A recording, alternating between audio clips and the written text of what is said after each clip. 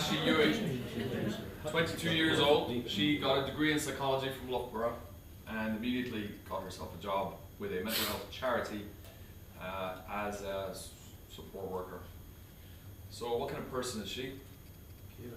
She's a carer. Wired up to be a carer, right? She's interested in people and all that good stuff. The guy she went to visit that day, Ronald Dixon, 37 years old, I think, maybe 39. Long-standing, deep and abiding issues of his mental health. In 1994, he took a hammer and went into his parents' bedroom one night and broke the hammer, beating his parents in their bed. They survived, but the case went to court, and he got 2 years probation. And the judge ordered that he have psychiatric assessment, and that was the beginning of his involvement with mental health services. Interestingly, the parents went to court and they pleaded with the judge not to send him to prison, and so on. So that was that. In the few weeks leading up to this incident, Ronald Dixon was going off the rails.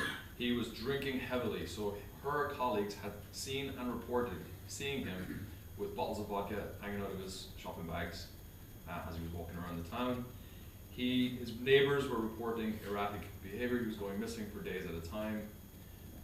At one of those incidents, he ended up outside Buckingham Palace. The police challenged him and he said he was Henry VIII's son and that he was just waiting to see the Queen so he could kill her.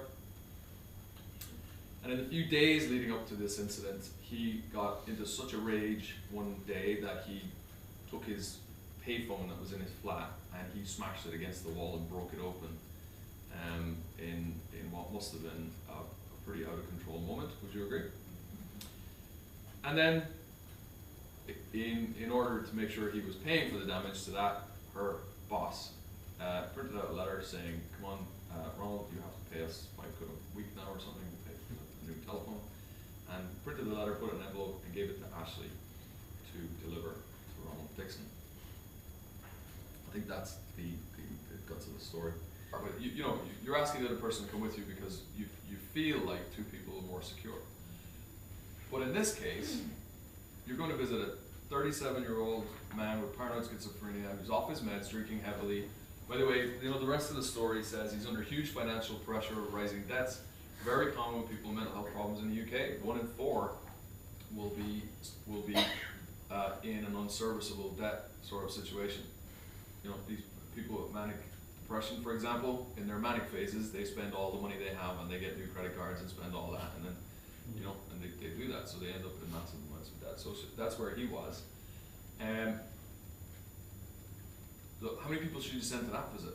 Paranoid schizophrenic, off his meds, drinking heavily, under huge financial pressure, smashed up his flat last week, and he has a history of serious violence way in his past. How many people you sent to that visit? None. It should have been police assistance, if at all. Yeah, or get him in. Yeah, she'd already been. That violent attack was against his parents. It was 2 people. Yeah, as well. right. So.